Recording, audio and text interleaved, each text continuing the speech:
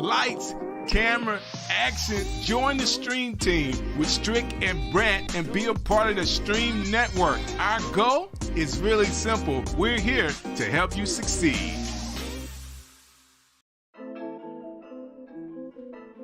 We live?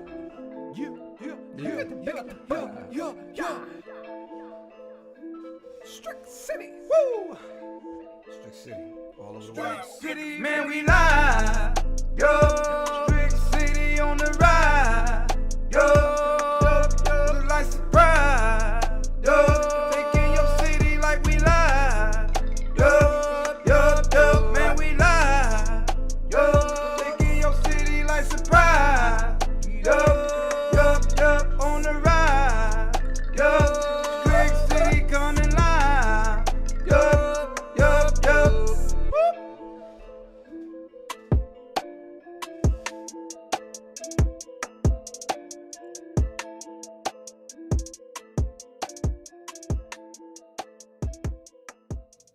Yeah, you got me. Hey, this is your man Strick, and I appreciate everybody coming through Strick City Live tonight. Got a great show for you, but before I get started, I need you to do me a favor. If you hadn't already, I need you to hit the subscribe button and then click the bell for notifications. Every time I go live, guess what? You will know about it. It's really that simple. And I do have a few announcements. I want to tell you about Leap into Live Stream Boot Camp. So for everything you need to know about live streaming, there is a conference that's going on September 13th through the 16th, and my co-host Brant Collins and myself, the Stream Guys, are hosting a panel in that conference. It's a virtual conference. You don't want to miss it. Leap in and live stream. All you have to do is Google that. Before you do that, guess what?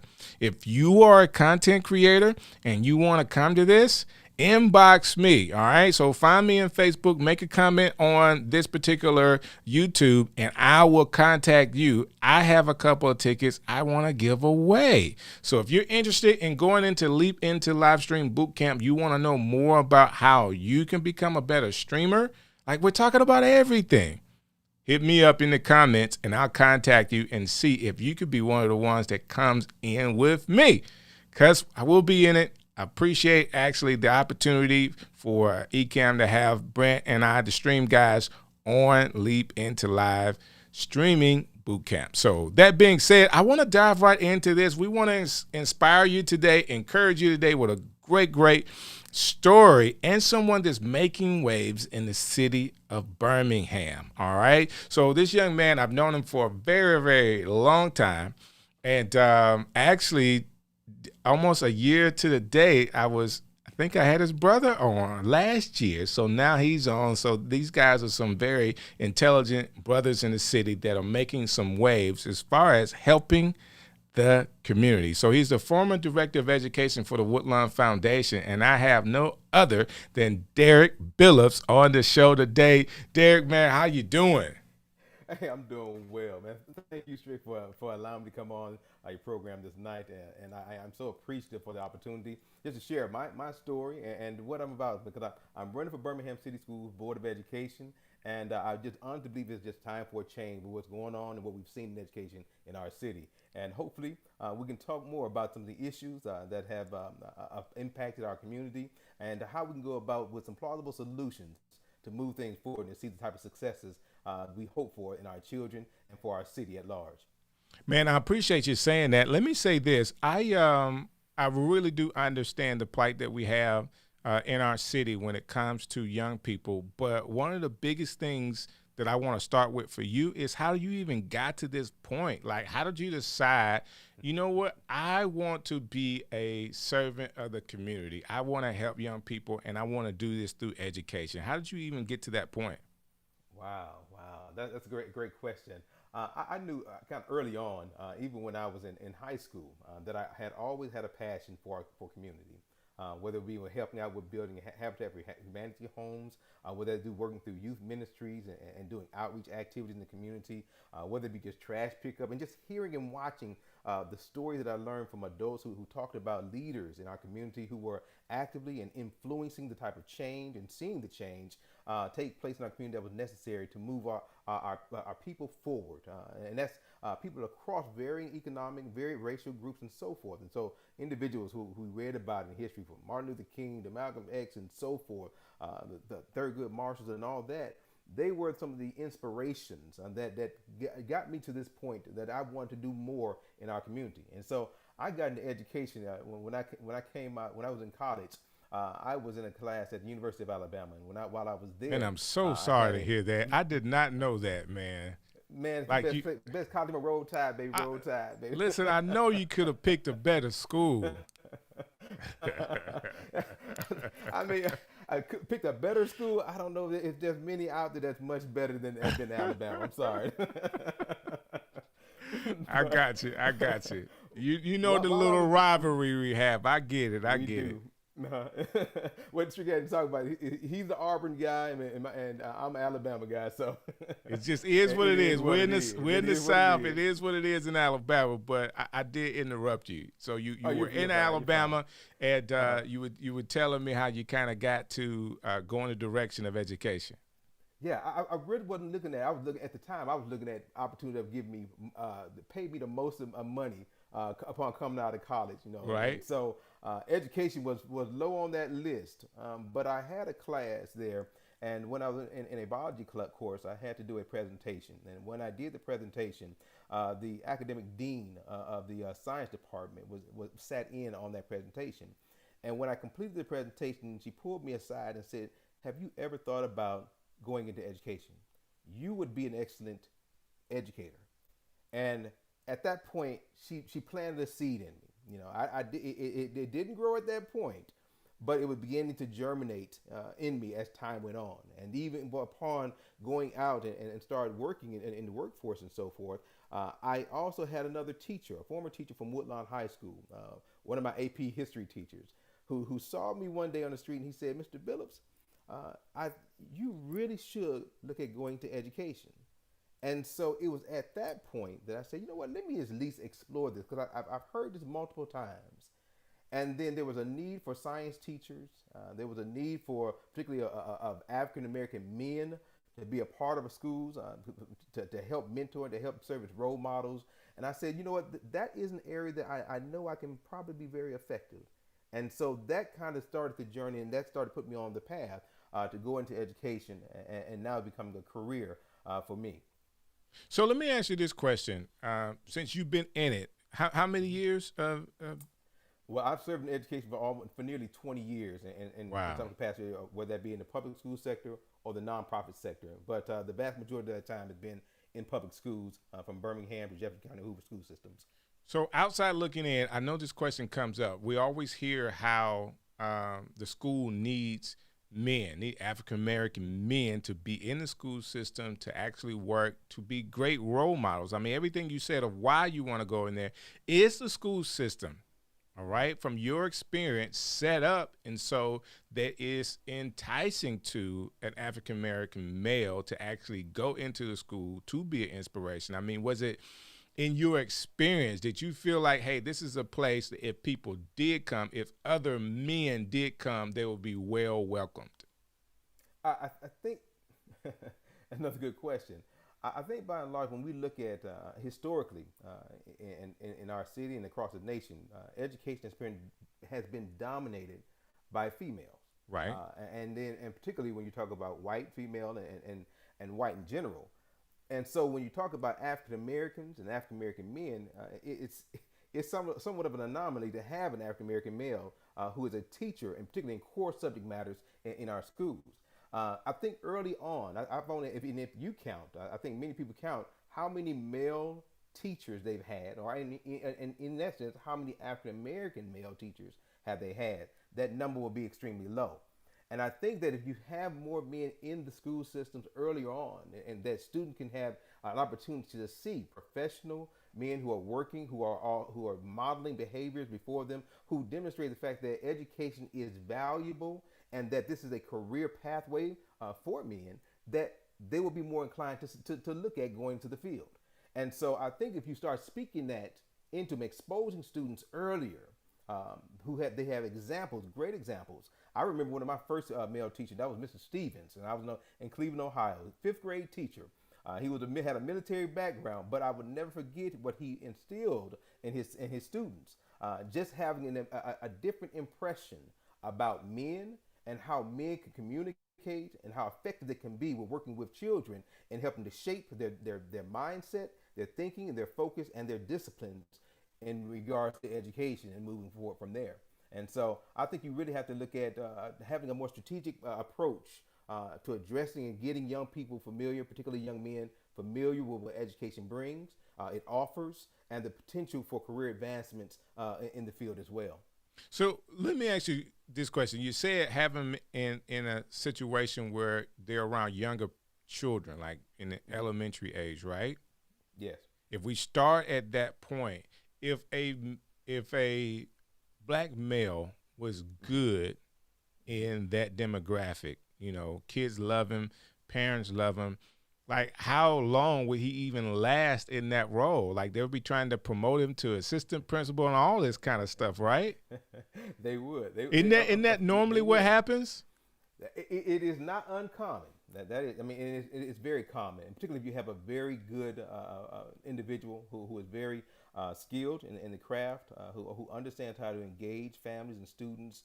You see that individual who has a great command in the classroom. Yeah, they generally do move up the ladder. But I think it behooves us to also keep in mind that even though that individual is there, that individual also has influences, had other relationships to help recruit other men to come in and let them see that this is a viable field and this can have a dramatic impact on the economy, a dramatic impact on the future outlook for young people and moving forth in our economy. And so I think you have to look at that and have to make sure that let's take a more strategic approach to what that means and what that looks like within education. So, for years in the city, I actually did youth ministry. I actually did a summer camp. I did after school. I used to drive vans to picking up kids for after school, all that kind of stuff. I love kids, right? But I also know that sometimes when you're dealing with elementary age students, if you have a black male there, depending on what role he was in, sometimes they could be looked at very funny and be scrutinized by the job that they have, even if they are good at it. So I'm asking this question or making this statement because I think that some of our thinking has to change in order for there to be more young men that are willing to get into those roles and stay and be helpful to our younger children. Because I agree, we need more men. We say in school, we need more men to be visible in our community, and that rolls over to the schools, right? Yes. I think that there is a certain stigma that's been associated, or even just it's become a gendered identified field, right? Because they have seen so many women who have gone into this field, who have been very successful, and not to speak anything against that, but I think at the same time you really do have to change that narrative, change that perspective by again introducing those individuals, those men who are positive role models, who have an inclination, who have great engagement capabilities, who understand, who are not just talented and highly qualified, but also have a temperament to work with people, not just at the elementary level, but at the varying level, just working with people in general. Right. And so you have to have some individuals who know how to, again, navigate working from various age groups, working across social aspects and things of that nature in order to be very effective. But I know that if you have more men there, it will change the course of action for many young people and their outlook on education as a career field in the future. So let me ask you this question, and more personal to you and your experience. What was, like in your experience, like the toughest or the most challenging part of being a African American male in the school system? Oh man, I think that's a long story. I think that, and there's a lot to that. I started my education career right here in Birmingham City schools, and And one of the things I used to always hear even when I first got into the school system and moving to other schools within the school system and beyond, is that as a man, I was told not to smile at the kids. Now that kind of got my attention early on. Don't Okay. smile at the kids because they will see it as a weakness. And I said, wow, you know.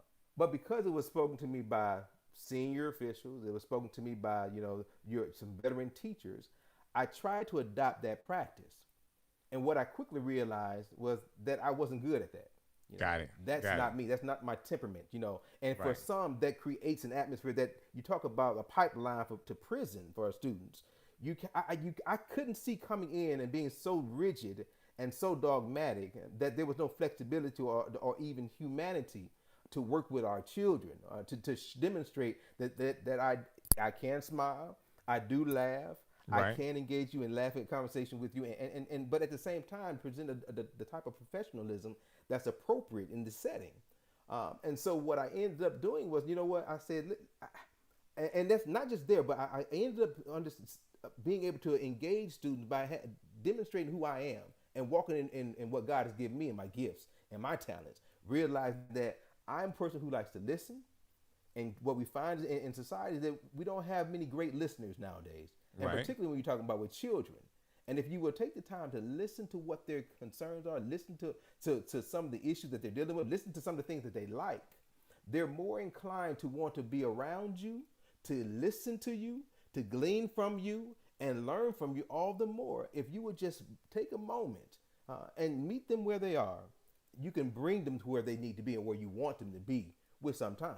But that takes a nurturing spirit and nurturing attitude to do so. And so for me, that's what I have tried to make sure we do in regards to working with children. And also the same thing applies when it comes to their adults and families. I saw in the classroom when I took that approach and even diversifying my instructional practices in the classroom, is that children became more engaged. And as those children became more engaged, they went home and talked to their parents about what's going on in the classroom. Right. And parents wanted to find out, why is it that my child, who has typically been disengaged, who's been not interested in school, why Right. are they talking about this class more than anything else? And so they want to find out and come in at the same time. And so that has helped me as far as the struggle that I've had, one of the struggles I had to deal with, getting over that, changing that mindset in order to embrace and engage students even more. But I think another thing that one of the biggest challenges I had also early on was that I was also told that when I came on in 2005, there was a mandate by the federal government was no child left behind. Right. And what you heard so much was that children were saying it. They said, or they were saying loud and proud, "No child left behind" means you can't fail me. You can't do it. And what I saw was that even though they were saying, I know it wasn't true, what I was seeing on the other side, from an administrative point of view and from as a classroom teacher, is that it was somewhat true for them. Because I had a principal who came into my classroom one day to do an evaluation and to see what was going on in the class and how would I engage those students. Came in, sat down, and saw what was going on. Students were raising hands, engaged, working together, answering questions, having fun. And the principal came and said, "You know what? That was one of the best classes I've ever been in." Wow. A couple of days later, I went to the office because it was time for grading period, report cards to go out. And I had several students who were failing because of attendance issues and some other things going on in their lives. And she said, "You need to change these grades. You need to do something about these grades." I had a few students. And I said, "I'll be happy to go back. I'll go back after school. I'll pull them during planning period. Whatever needs to be done, I'll do that." Right. Got some students to change and to improve their grade, but I still had a couple who did not do anything. Principal told me, said, you're going to change these grades. And when they told me I was going to change these grades, I said, "Ma'am, I've done everything that I'm supposed to do to help." Right. But they haven't done anything. And she said, you're going to change these grades. But I said, "Ma'am, respectfully, I can't do that if they're not going to do the work." She came into my classroom the next day, sat in there stone-faced, and this time students were still performing well, but she gave me all poor performances. Wow. And then non-renewed me. And that impacted how I looked at what was going on in our schools and what transpired after that. And every step from there moving forward has impacted how I viewed education, And what I've seen is some of the errors and the culture that's been established in our dysfunctionality and mediocrity as a system. And so that moves me. That is very interesting. And saying that, how did you overcome some of that conflict to stay in education? Man, through prayer. I got it. It was done with God's grace, and I've seen my entire journey, and I know that it has been ordered. That's good. It has That's been good. orchestrated divinely. It has, and there are so many examples I can show as far as the names of the first schools I've been a part of, as far as the individuals who have been there supporting me, their names. Because I look at the meanings of people, I look at the school names, I look at the environment, the numbers, the times, what all is going on at that time to get a better perspective, and praying that God give me discernment, give me a clear understanding of what's going on here, because I know there's a greater work that you're doing in me and that you would have for me to do to help our families and to help our children. And so I just prayed, and I asked people just to pray for me. And the words of encouragement that I got when I left that first school, I said, God, you brought me this far. I know you're going to keep me. And so when I left that school, other people spoke out and told other principals. They said, you need to get him and bring him to your school. And I was picked up immediately. Wow. And taken to another school. And that's how I think God has moved with me the entire course of the way for me. The entire That's course. good. That's good. And so that's why I walk by faith. And I'm walking this entire campaign by faith, knowing that there's a greater work that needs to be done and that he's ordering my steps. So I want to use that as a segue to talk about you're actually running for the Birmingham School Board District 8. Did I say that right? District 4. District 4. District 4. Yes. I apologize about that. District 4. And tell me why, like with all of your experience, I mean, you there's so many different things that you could be doing. Why the school board? Like I said, for nearly 20 years, I've been in education. And, I've served as a classroom teacher, coaching, mentoring, administration. And what I have found is that, change doesn't begin at the bottom. It's generally from the top. Okay. And there's a culture that's been established in our school system that we see dysfunctionality, mediocrity has been going on far too long. That a mindset, that attitudes and behaviors have become commonplace. Right. And I believe that if you have leadership that understands and values collaboration, understands accountability, transparency, that understands operating under fidelity with partners and so forth, that you can begin to change the culture that currently exists within our school system. And so I am vying and running for the board because I believe in Birmingham City Schools. I believe in its potential, but it's a potential that has yet to be met.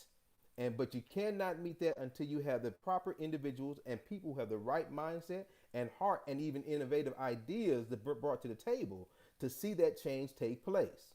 And so that's what I'm out here running for. I have worked with these children, and I love my students. I love the parents who I've engaged with as well, and I've heard what their concerns are. Birmingham has some great teachers, has great administrators, but you have too much turnover, too much change that is not been effectual. Gotcha. It has been detrimental to our schools. So when you think about Birmingham schools, and let's go from a state view of our public schools. Let me just try that. It is my opinion that we have schools across Alabama that are just, I know a lot comes from Montgomery. I just feel like a lot of our schools are not getting the attention that they need. School systems are not getting the attention that they need because we only need a certain level of workforce in Alabama. I just need somebody that can go into one of these car manufacturers and work. We don't need, any kind of other type of labor.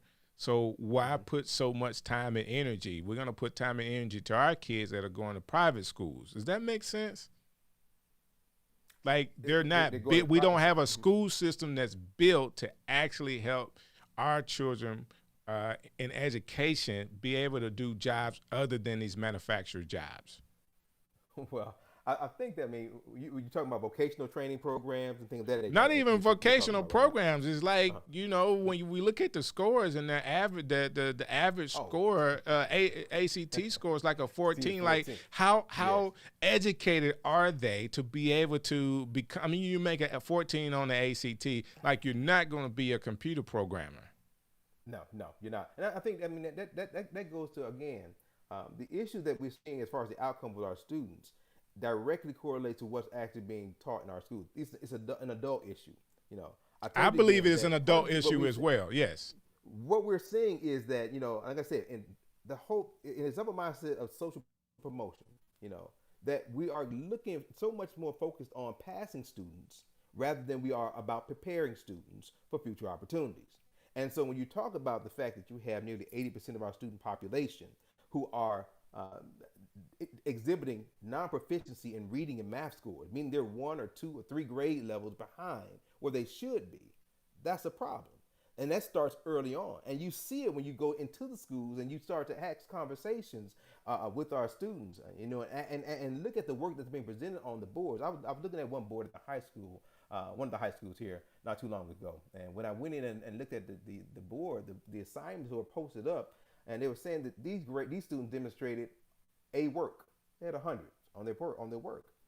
But as I read through them, I could see that there was a considerable amount of misspellings. There was copy and paste throughout. You still had blue highlighted words showing up on the document. There was no continuity of thought, you know, or consistency in regards to the topic that was being discussed. And then I had my children with me at the time as well. And when they looked at that, they recognized that this is not high school work. Wow. And so to put that in perspective, that lets you know right there is that when these students who may be graduating, what is it that they're going to be able to graduate to as far as opportunities are concerned? Right. You said it already. ACT score to 14, that's not going to work well. I mean, that's not going to work in most instances. I looked at Woodlawn High School alone, and we talked about the fact that for Woodlawn, you know, you have a 76% nearly graduation rate. But you have roughly less than 1/3 of the student population even looks at going to college, whether that be a 2-year, 4-year programming. Of the remaining nearly 75, 80% of the student population, they don't have a career path already identified. They don't know where they're going. They don't know what opportunity exists for them. So then you have a larger contingency there that is not workforce ready. Where do these kids go? Like really, like, you know, I say that because I know in the city of Birmingham, the crime rate is just so high.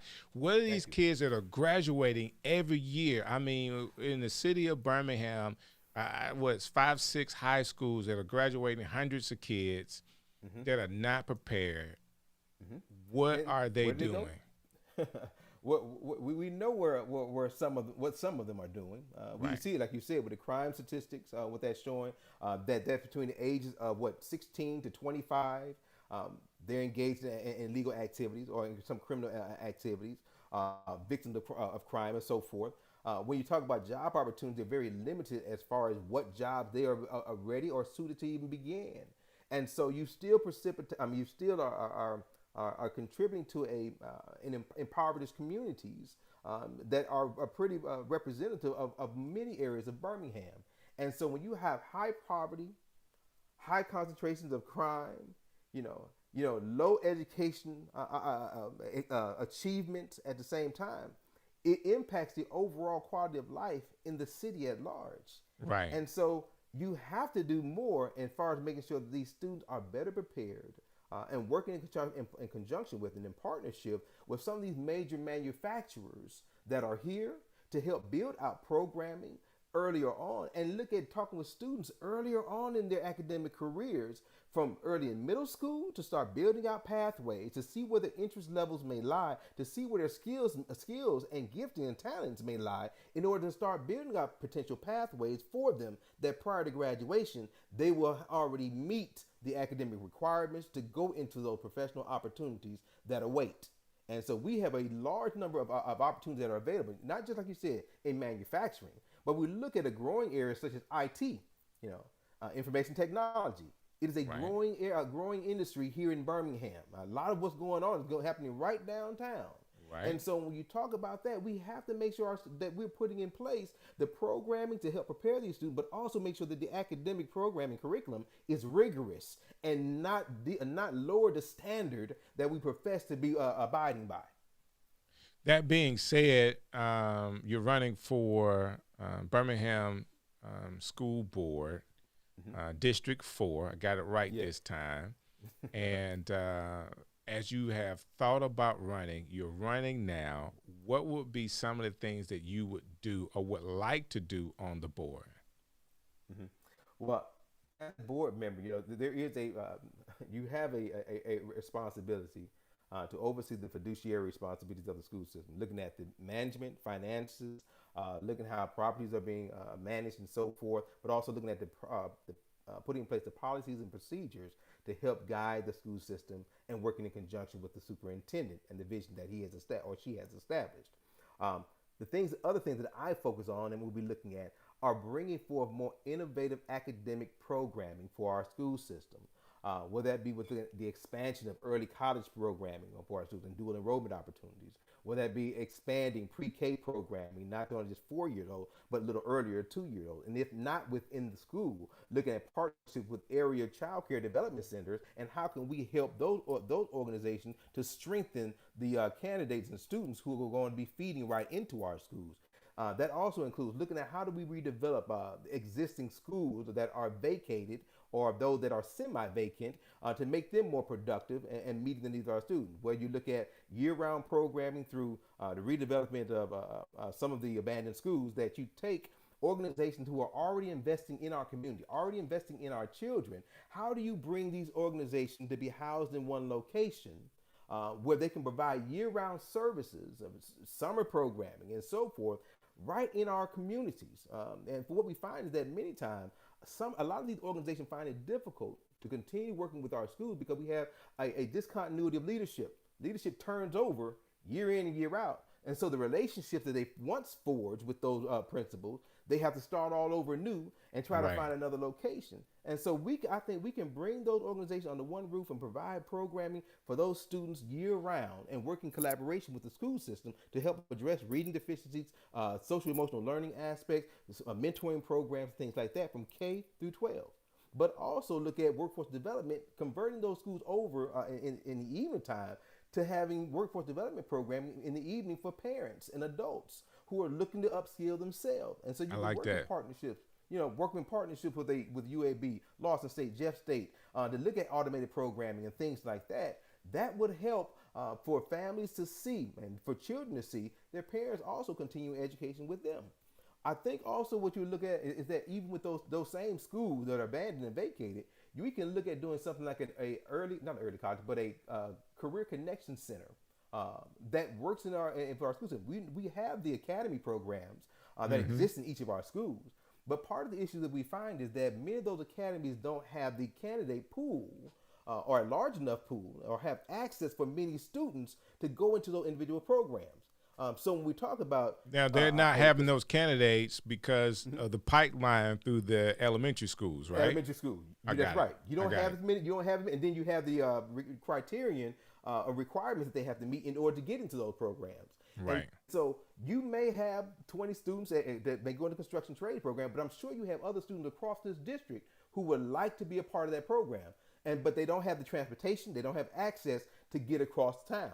So if you create 2 campuses that house these academies, and even when it comes to vocational training programs, in 2 locations, Eastern campus, a Western campus, you can look at 3 high schools going to one campus, 3 high schools on the west side going to the other campus, and allow more students to have access to those programs. But you also have to look at working in partnership with other existing entities in the community that are already serving our students, like craft training program.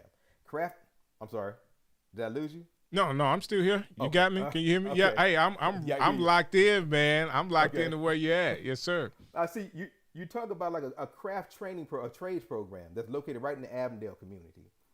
This program provides construction trades opportunities for students looking at plumbing, electrical, brick masonry, carpentry, and so forth. Has some roughly 50 or so major companies in this across the city that are across the state that work in a consortium to help develop the program, to make sure students are having internships, make sure those students have job opportunities once they go through the program.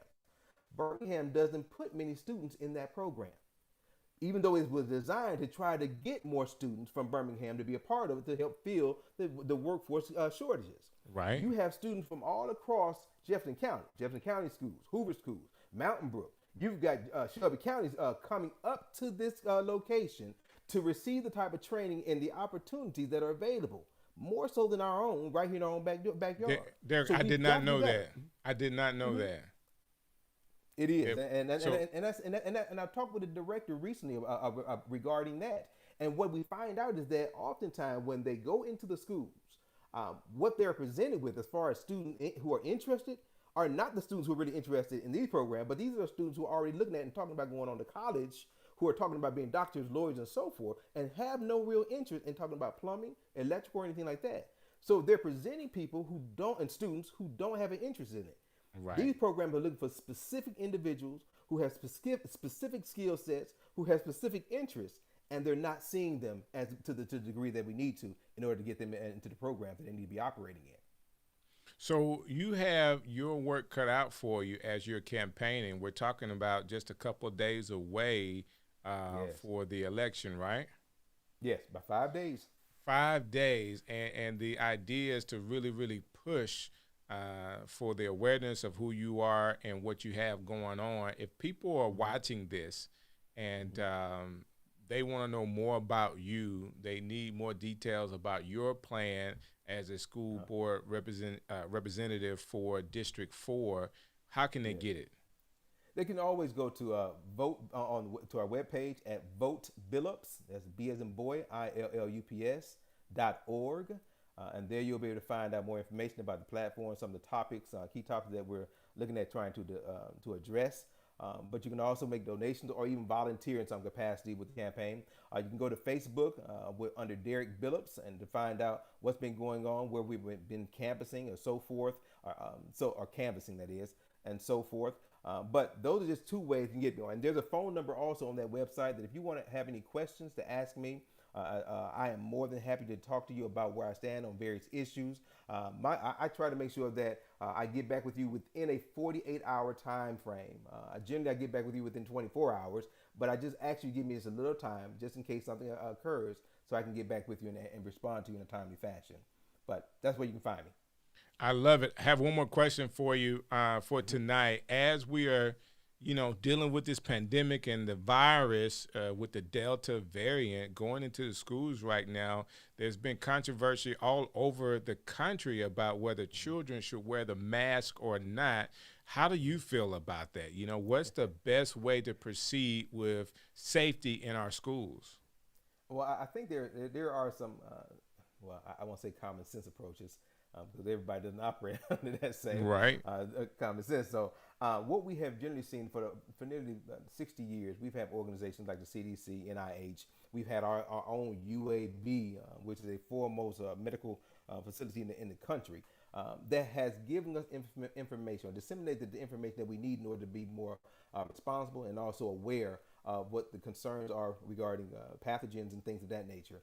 And so I lean toward those who are experienced. When we talk about education, those who have taken years to acquire the knowledge, who have experience with dealing with these occurrences and infection rates and vaccinations and so forth, I lean to them and their expertise and the wisdom that they share and the information they share for us to follow.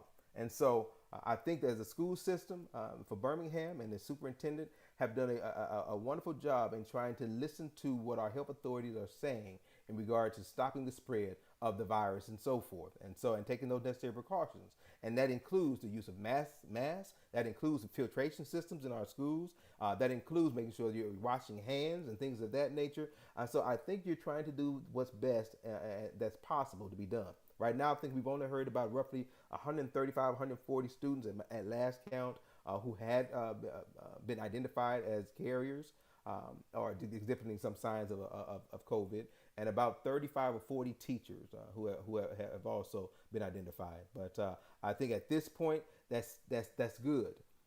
But I believe that, with rising, like you said, the rising infection rate right now, we still have to be very cognizant and aware and continue to follow the steps that have been given to us and provided by healthcare professionals.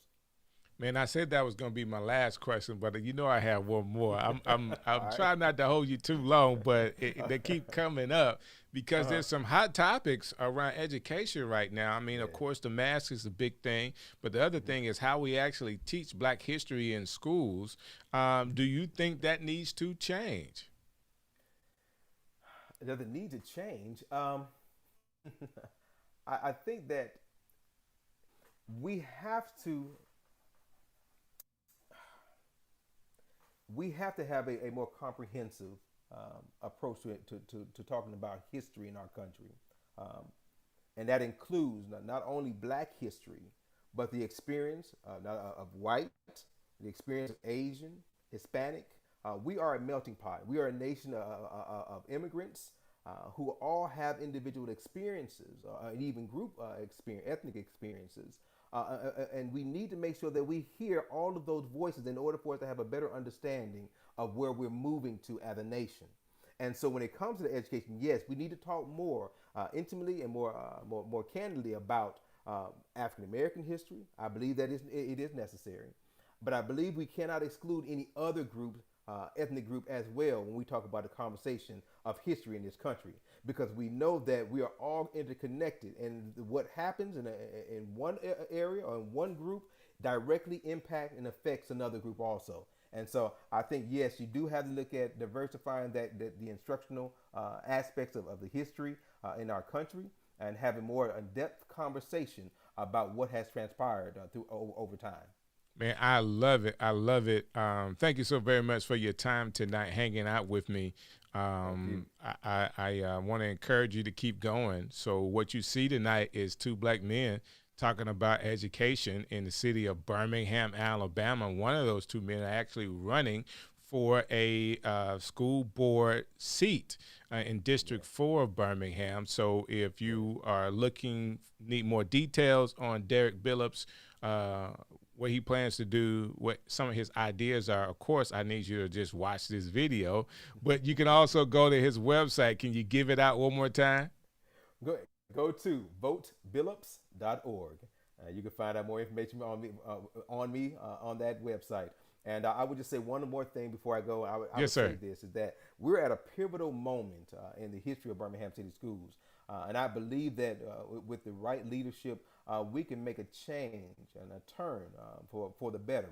COVID has helped us to hit a reset button for Birmingham City and across this nation for what's been going on in our schools.